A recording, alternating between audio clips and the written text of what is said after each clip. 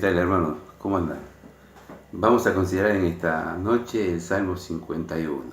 Es un salmo de David, un salmo de arrepentimiento, de una plegaria a Dios pidiendo que Dios limpie su corazón.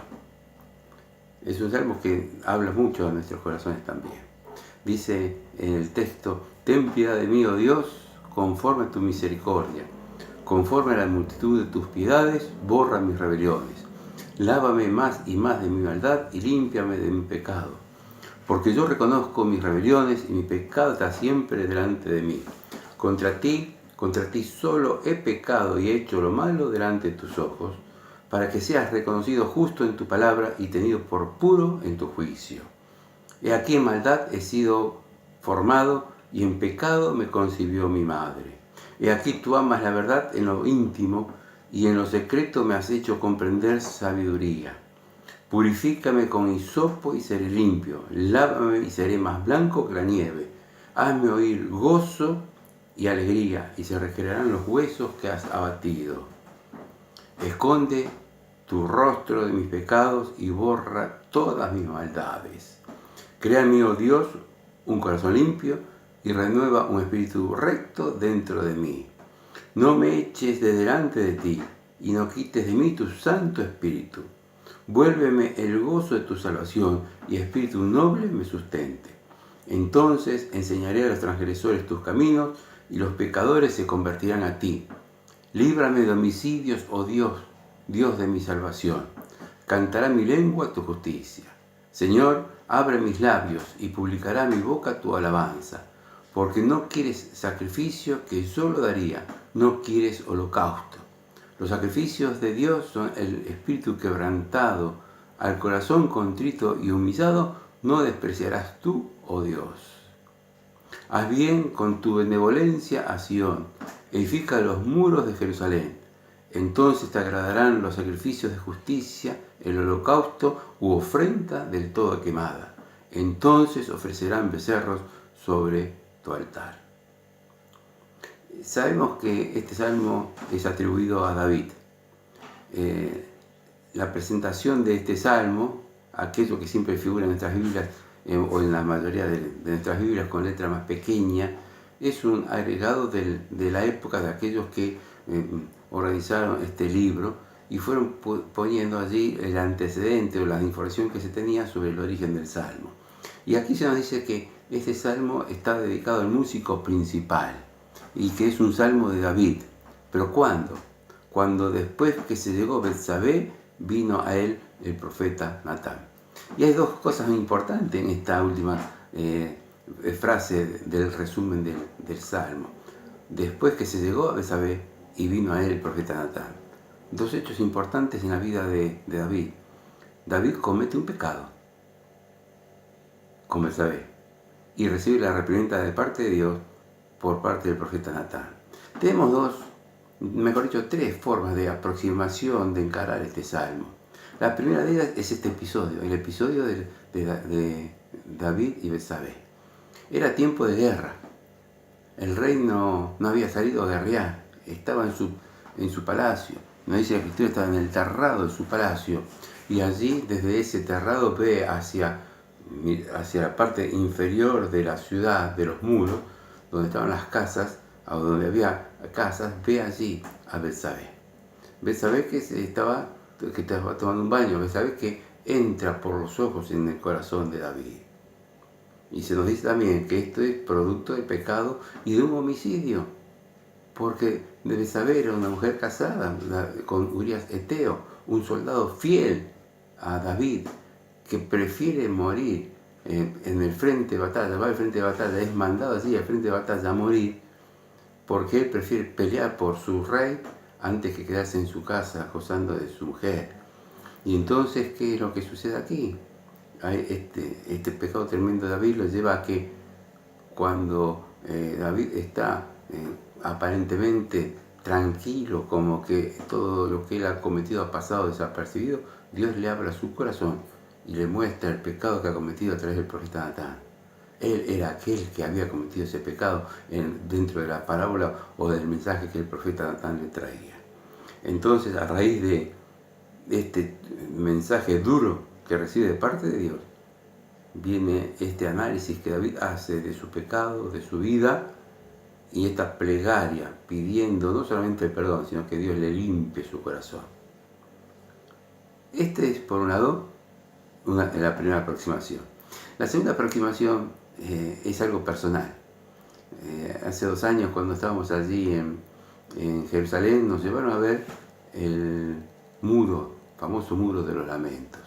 Y entramos a un complejo muy grande que abarcaba más de una manzana de extensión. Y allí, en un extremo de eso que podría ser una hectárea de extensión, estaba el famoso muro de los lamentos. Y más atrás de ese muro de los lamentos se observaba lo que algunos atribuyen como una mezquita islámica, donde había estado el templo de Jerusalén, el templo edificado por Salomón. Cuando salimos de ese lugar, salimos a una simple calle de barrio como la que podríamos tener nosotros, donde pasaban los coches, y cruzando la calle, inmediatamente entrábamos en lo que parecía un pequeño lugar de encuentro, de recreación para los turistas. Y había así un lugar donde incluso estaban celebrando un cumpleaños, y había unas escalinatas que llevaban una especie de mini shopping, diríamos nosotros. Y unas escalinatas superiores llevaban a lo que se veía como una casa o una terraza. Y cuando escuchamos, aparentemente decían que era reconstruido el terrado de David, la terraza de David, del palacio de David. Y mirando entonces hacia nuestra derecha quedaba lo que estamos hablando nosotros como el lugar donde estaba o donde estuvo el templo de Salomón. En esta época, en la época de David, no estaba el templo edificado, allí estaba el tabernáculo. Hacia nuestra derecha, en aquel entonces, en la época de David, estaba el tabernáculo, que era una versión moderna del antiguo tabernáculo del desierto.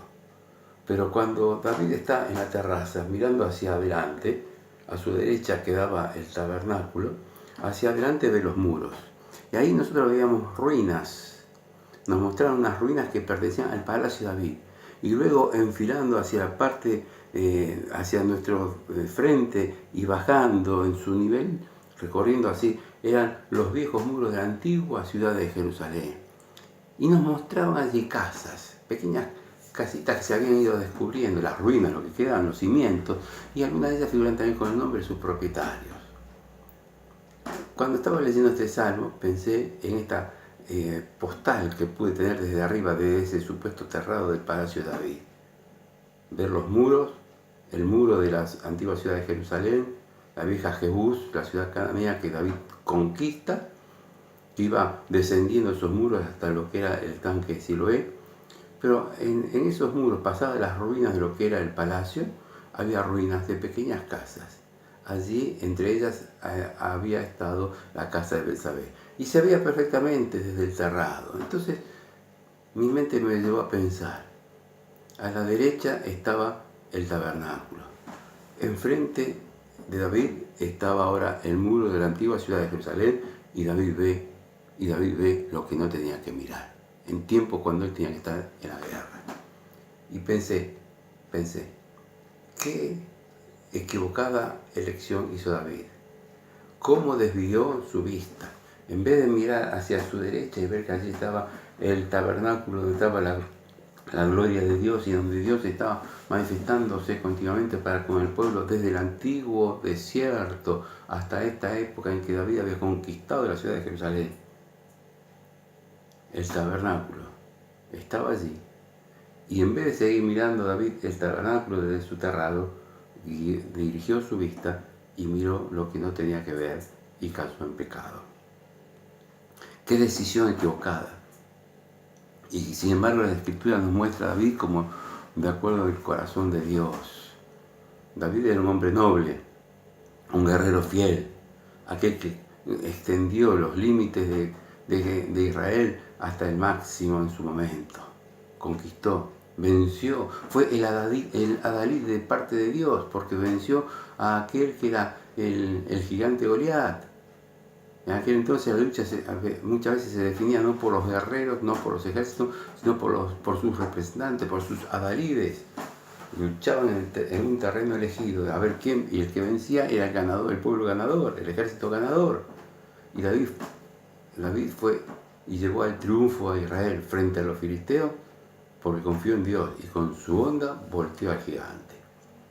Pero ahora, aquel que voltea al gigante no sabe mirar hacia su derecha, mantener su vista puesta en las cosas de Dios y mira hacia aquello donde estaba la tentación y cae en pecado. Y este salmo ahora, en su texto que vamos a analizar, es verdaderamente la imagen fiel de un hombre que peca, que cae, que se arrepiente. Un hombre que era un fiel siervo de Dios, pero que se equivocó porque no supo mirar y mantener su mirada puesta en las cosas de Dios. Qué tremenda lección tenemos nosotros. ¿Cuántas veces nos apesadumbramos? Y David entró en una crisis espiritual y anímica también. Pero cuando recibió el mensaje de parte del profeta Natán, de parte de Dios, supo entender que se había equivocado y no echó la culpa de sus ánimos y de sus depresiones y de su pecado a que Dios lo había dejado o a que Dios no le había contestado, sino que él se analizó, entendió lo que había cometido, el pecado grande, y clama delante de Dios. Por eso esta plegaria, pidiendo perdón, por eso esta plegaria de arrepentimiento, pero no solamente es cuestión de pedir perdón y de arrepentirse, sino también de limpiar su corazón. Y aquí David pide que Dios le purifique, que Dios limpie su corazón.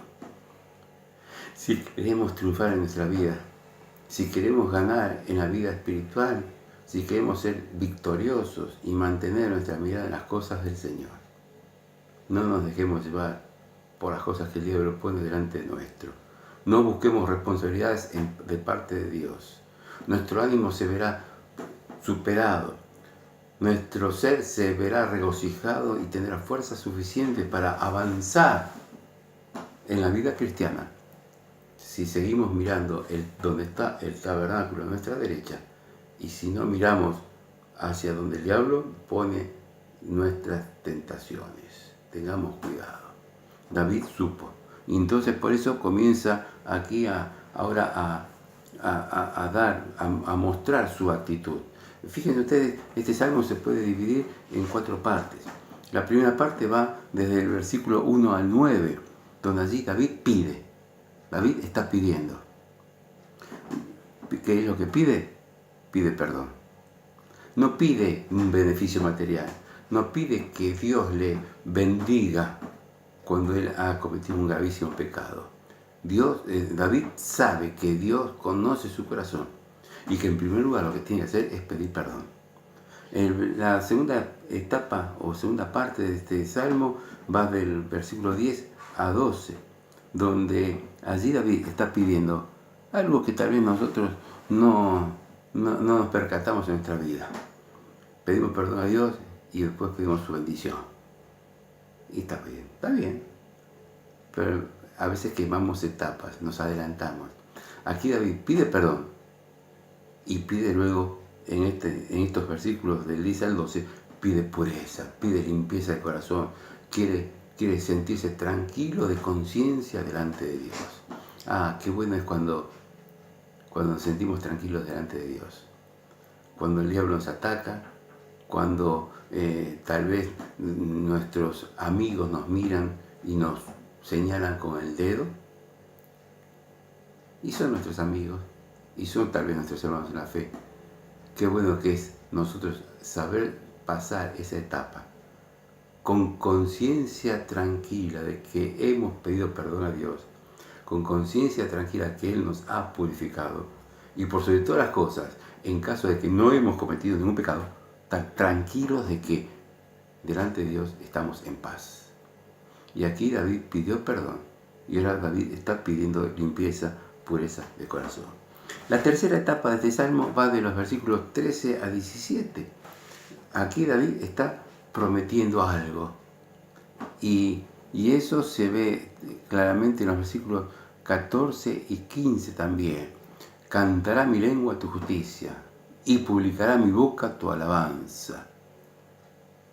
David acá lo que está prometiendo es que va a proclamar lo que Dios ha hecho en su vida, lo que Dios es y lo que Dios ha hecho con él.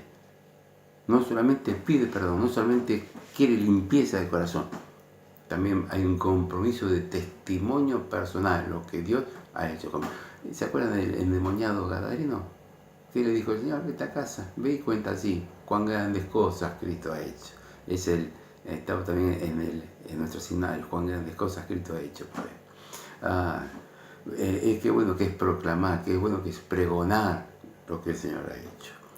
Nuestro testimonio tal vez está escondido. En esta época de tanta inseguridad, en esta época en que vemos que la gente está desorientada, más que nunca necesita la proclamación de lo que es nuestro Dios, de cómo podemos tener una verdadera y plena comunión con nuestro Dios. Es saber hacer una buena elección espiritual, pedir a Dios perdón por nuestros pecados, clamar a Dios para tener una limpieza de corazón y luego proclamar las bendiciones de Dios, cantar su justicia, proclamar con nuestra boca su alabanza. Y después de esta parte, de esta tercera parte, viene entonces la cuarta parte, que son los versículos 18 y 19, donde Dios pide por Jerusalén, por la obra de Dios. Dios pide por aquella ciudad que él había conquistado, que aún no tenía el templo que él quería edificar y que Dios le va a prohibir edificar ese templo porque había derramado sangre, pero que él deja todos los materiales preparados para que su hijo pueda hacer la tarea que él se ve impedido de parte de Dios. Sí, no solamente David pide perdón por su pecado, no solamente quiere y pide a Dios limpieza de corazón, no solamente proclama lo que es Dios, a David también le interesa lo que es la obra de Dios y piensa en el futuro de la obra de Dios. No piensa en lo que él es, no piensa en lo que él no ha podido hacer y que tal vez otro se llevará los galones, sino que por sobre todas cosas piensa que es la obra de Dios, que la obra de Dios debe seguir y que Dios debe edificar esa obra y él quiere ser parte de esa bendición, parte de esa edificación, parte de ese crecimiento. Por eso, hermano, este salmo es hermoso. Es hermoso porque muestra desde una perspectiva individual a una posición colectiva en la obra de Dios. Y aquí, en la primera parte, cuando David pide perdón por sus pecados, dice, Dios, ten piedad, ten piedad. Y no solamente pide la misericordia de Dios, la piadosidad de Dios, sino que pide también limpieza de corazón y reconoce que ha pecado solamente contra Dios. Pecamos. Muchas veces decimos que hemos pecado cuando nos vemos descubiertos. Y cuando nos hemos visto en descubierto, no reconocemos que hemos pecado no solamente contra nosotros, contra nuestro cuerpo, sino contra Dios. El hijo pródigo, Padre, he pecado contra el cielo y contra ti. No merezco ser llamado tu hijo. Hazme como uno de tus jornaleros, va a decir. Y nosotros queremos, después de nuestros pecados, muchas veces volver naturalmente a lo que pensamos que somos, fieles siervos de Dios. Cuidado, cuidado. Pidamos a Dios perdón, que Él nos lave, que Él nos limpie y reconozcamos nuestro pecado. No pretendamos reasumir jerarquías, reasumir privilegios hasta que Dios no nos permita. Es bueno que nosotros aprendamos a humillarnos delante de la presencia de Dios y el pecado tiene sus consecuencias. David sufrió consecuencias de este pecado, incluso después de su arrepentimiento. Esto fue en la relación familiar, en los resultados que tuvo con algunos de sus hijos que se rebelaron contra él también. Pero él, a pesar de esto, supo seguir adelante, porque había pedido perdón a Dios, porque supo reconocer que había pecado contra Dios. Pero luego también va a considerar acá, en la segunda parte, algo que, mejor dicho, en la primera parte, algo de lo que era de él. Él pecó, pero también reconoce que como pecador pecó contra Dios, pero que él ya había sido concebido en pecado, es decir, la naturaleza humana también. Es decir, que David adquiere un conocimiento pleno de lo que el hombre es. un pecador por sí mismo y un pecador por naturaleza. Y esto implica la lucha que el hombre tiene, el hombre de Dios, en su carne. Pablo va a decir, miserable hombre de mí, ¿quién me librará de este cuerpo de muerte? ¿Y quién puede dudar del ministerio de Pablo? ¿Quién puede dudar de la conversión de Pablo? Sin embargo, él tenía una lucha en su interior, porque él, aunque se había arrepentido de sus pecados, sabía que su cuerpo, su naturaleza carnal, estaba en lucha, porque era pecaminosa. Y lo que debe hacer entonces es lo que dice luego David en esta segunda etapa. En esta segunda etapa dice, pide a Dios. Ahora ya no pide por el perdón, porque Dios lo pidió. Ahora para luchar y para llegar victorioso, para continuar la vida de la que trastabilló, de la que cayó en ese lugar de privilegio que tenía, ahora él quiere reasumir, él quiere volver, él quiere servir a Dios. ¿Y qué es lo que está clamando? Dice, purifícame, lávame, hazme oír gozo y alegría, esconde tu rostro de mi pecado y borra todas mis maldades. ¿Quién puede borrar de nosotros sus maldades? ¿Quién? Nuestra conciencia muchas veces nos sigue acusando. Y aquí David le está pidiendo a Dios que lo que él hizo no sea un estorbo en su mente para seguir trabajando para Dios. Él quiere sentirse limpio, purificado. Purifícame con hisopo y seré más limpio. El hisopo era una planta medicinal que se usaba para hacer limpieza en el cuerpo, en el interior del cuerpo del hombre. Entonces él necesitaba sentirse limpio, no solamente ante sus fieles, ante sus connacionales. Él se quería sentir limpio delante de Dios interiormente. Purifícame, purifícame. Este purifícame nos lleva a pensar también en la exhortación de Pablo a los Gálatas, ser lleno del Espíritu Santo de Dios. No solamente vivamos por él, marchemos en el Espíritu también. Y por eso está pidiendo, lávame, purifícame, lávame, lávame. Pero por sobre todas las cosas, Señor, que mis pecados que son carga en mi corazón, no me anulen en la obra de Dios, que no me hagan vivir amargado. Sí, reconociendo los pecados, pero ahora volviendo a ser restablecido, restaurado en plena comunión con Dios. Disfrutar, hazme oír gozo y alegría, y se recrearán los huesos que has abatido. Versículo 8 de este precioso salmo. La restauración de Dios es plena, es completa, pero depende de nuestra actitud también. Dios nos restaurará plenamente a la medida que nosotros sepamos actuar y dejar que Dios obre en nuestras vidas. Por eso reconozcamos nuestro pecado, por eso pidamos perdón a Dios, por eso pidamos a Dios que nos limpie y que como dice aquí, y luego más adelante en la tercera parte del Salmo, versículo 10 a 12, como dice aquí, crea en mí, oh Dios, un corazón limpio y nuevo, renueva un espíritu recto dentro de mí, no me eches de delante de ti y no quites de mí tu Santo Espíritu. Vuélveme el gozo de la salvación. David había perdido mucho más que su prestigio delante de los hombres. Había perdido la comunión con Dios, había perdido la alegría de estar con Dios. Y él clama por esto. Sí, en la antigüedad, en el Antiguo Testamento, el Espíritu de Dios se alejaba de aquellos que pecaban. Nos habla la palabra de Dios para la época de la iglesia, que fuimos sellados con el Espíritu Santo de Dios. Que el Espíritu Santo de Dios está en nosotros, pero que lo podemos ir apagando, menguando. Por eso dice Pablo allí en Tesalonicenses, no apaguéis el Espíritu Santo de Dios. Y por esto debemos luchar nosotros, para que el Espíritu de Dios actúe en nuestras vidas y para que el Espíritu de Dios haga la verdadera restauración de corazón, de ser, de hijos de Dios.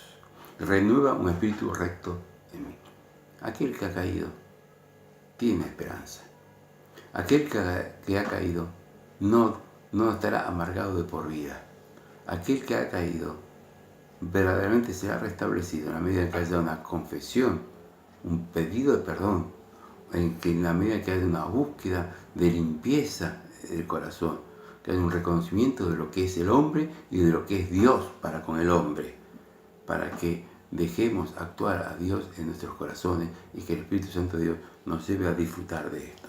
Por eso, el verdadero restablecimiento espiritual lleva no a una soberbia espiritual, no a creernos que somos de vuelta importantes, sino por sobre todas las cosas, a alabar el nombre de Dios. Y esta es la tercera parte, proclamar las bendiciones de Dios, proclamar lo que Dios ha hecho, así como Dios ha salvado y ha perdonado nuestros pecados para salvación y vida eterna. Ahora también Dios perdonará y perdona el pecado de todos aquellos hijos suyos que se arrepienten, que se examinan, que claman delante de Dios y que entonces van a estar en condiciones de proclamar que a pesar de lo que uno es, a pesar de nuestras falencias, de nuestra naturaleza humana, Dios es un Dios de amor. Dios es un Dios que de toda justicia y un Dios que merece plenamente nuestra alabanza. Esta es la verdadera alabanza de Dios, proclamar lo que Dios hace en nuestras vidas. Muchas veces nos equivocamos y hablamos de más, como si fuera una alabanza a Dios. Verdaderamente, callémonos delante de Él, entremos en silencio a su presencia y allí dejemos que Dios actúe para que luego salgamos a proclamar la alabanza de Dios. Y aquí está diciendo el salmista que Dios no quiere sacrificios, no quiere holocaustos, sino que Dios quiere, versículo 17, el espíritu quebrantado, el espíritu contrito y humillado no despreciarás, oh Dios. Hermanos, seamos verdaderamente arrepentidos delante de Dios. Si nos hemos equivocado en algo, pidámosle perdón sinceramente. Aquellos creyentes que tal vez estaban siempre cayendo y que siempre parecen abatidos por sus faltas, sepan que tal vez no ha habido en sus vidas una verdadera disposición a encontrarse con el Señor, para pedirle perdón, para dejar que Él cambie y crea en Él una nueva criatura, un nuevo ser, y que verdaderamente es una experiencia, aquello que deberíamos experimentar desde el día de nuestra conversión. Las cosas viejas pasaron y aquí todas son hechas nuevas. Dejemos que Dios haga nueva la obra suya, no solamente para salvación, sino para disfrute, para vivir en el Espíritu, para vencer a la carne, para ser vencedores delante de Dios. Por eso dice, los sacrificios de Dios son el espíritu quebrantado. La soberbia, el autoconocimiento, el saber que somos todos capaces, que somos importantes, de nada nos va a servir. Dios está esperando un corazón quebrantado, contrito y humillado. Queremos servir al Señor como sigue este salmo, construyendo en la obra de Dios, edificando un pueblo para Dios. Limpiemos nuestra vida. Clamemos como comienza el salmo y comienza David aquí: ten piedad de mí, oh Dios, conforme a tu misericordia. La misericordia de Dios es grande, pero está esperando Dios nuestro arrepentimiento, nuestro reconocimiento de pecado, y que luego empecemos a proclamar la maravilla de Dios, que surja de un corazón contrito y humillado. Que ese corazón contrito y humillado no será despreciado por parte de Dios. ¿Te sientes fracasado espiritualmente? ¿Te estás sintiendo que Dios no te escucha? ¿Cuál es tu actitud delante de Dios? ¿Cómo has ido delante de Él a pedirle perdón? Dios está esperando tu corazón, tu espíritu quebrantado. Dios está esperando tu corazón contrito y humillado, y ahí experimentarás verdaderamente lo que es, qué Dios maravilloso tenemos, un Dios grande. Pero mira, esto es una parte, merece una gran elección. David se equivocó al elegir en su vida. Dejó de mirar el tabernáculo y miró lo que el mundo le estaba ofreciendo y pecó grandemente. Nosotros tengamos cuidado y sepamos elegir y miremos lo que corresponde a todo hijo de Dios. Miremos correctamente delante de Dios y presentémonos delante de Él con corazón contrito y humillado, clamando: Dios, ten piedad de mí, conforme a tu misericordia. Y la misericordia de Dios es grande e insondable. Que el Señor nos bendiga, que verdaderamente podamos triunfar en esta vida de tristezas, de penas, podamos triunfar delante de Dios, sabiendo que Él nos recibe porque está viendo un corazón contrito y humillado, como es la experiencia aquí también de David. Que el Señor nos bendiga a todos. Gracias.